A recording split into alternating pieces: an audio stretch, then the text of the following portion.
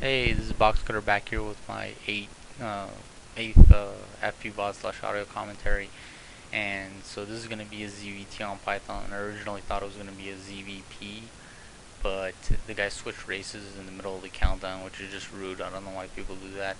I'm sending my overlord down there to the side to the 5 o'clock position to scout there, and then as soon as I have my 12 drones out and my hatchery making, I'm gonna be sending in a drone to scout.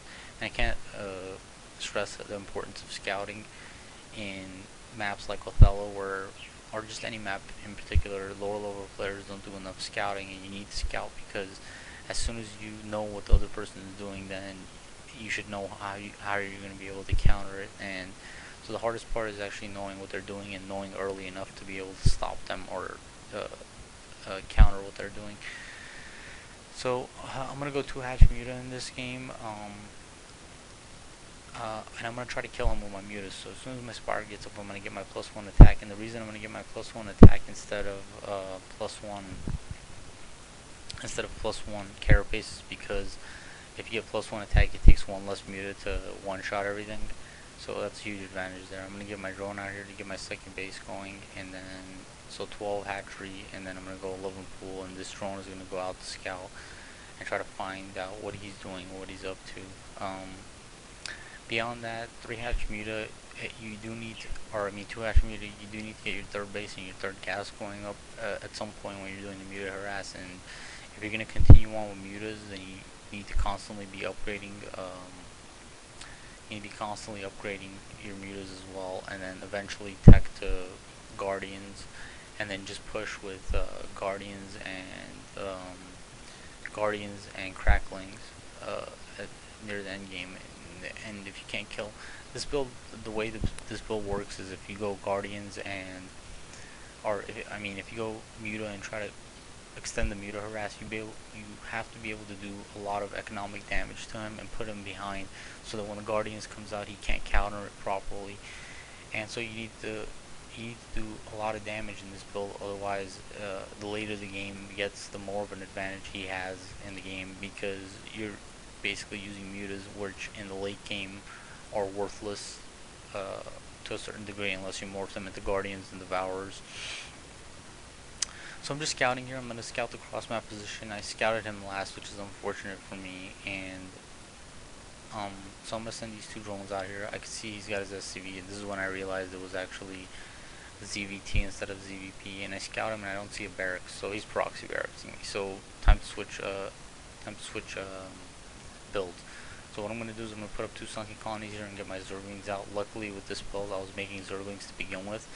Had I gone 3 hatcheries before and not getting my gas and my lings out, then I would have been in a lot of trouble with this push. And this is a lot of zergs have a lot of trouble with this. The only thing that you have to do, make sure here, is just you delay him. Just keep throwing lings at him, because I got 2 sunkens coming up.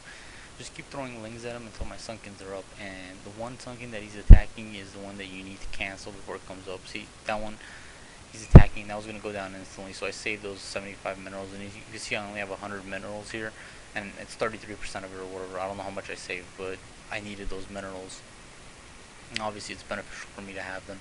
And here I'm just getting a shit ton of gas, so I need to switch off, but I'm a little bit too busy preoccupied with this.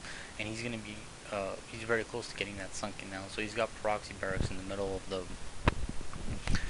of the map, and all I need to do is just hold this off. Right now I have a giant advantage over him just because I have 2 bases up and he's nowhere near close to having his second base up. But I do need to put up another sunken colony because this one has like 25 health buff or something.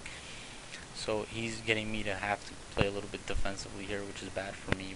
I would rather be on offense, but I know that I'm ahead right now in this game, and so now I'm wondering what he's going to be doing. I have way too much gas, so I took all my drones off of gas, and I'm trying to get this overlord kind of wrap around and go to his expo to see maybe if he's trying to tech up now, or is he trying to go to like 3 barracks and push with marines again, which is what a lot of Terrans will do after proxy barracks fails. And I run by and I see all of his SCVs outside, so I'm gonna put put these drones both to sunken colonies because he's going to be making a really big push here soon, and all I need to do is defend against that push, and then I've won the game. So all I'm going to be doing here is playing defensively. I mean, there's nothing he could do. 4 sunken colonies when he doesn't have medics, he's screwed, and I already have Zerling speed as well. And so all I'm going to be doing here is defending, and when somebody does something like this to you, and here he comes in with the desperation SCVs way before his Marines, very bad micro, but I mean, even if he brought them in at the same time, he would have died either way, and that's GG.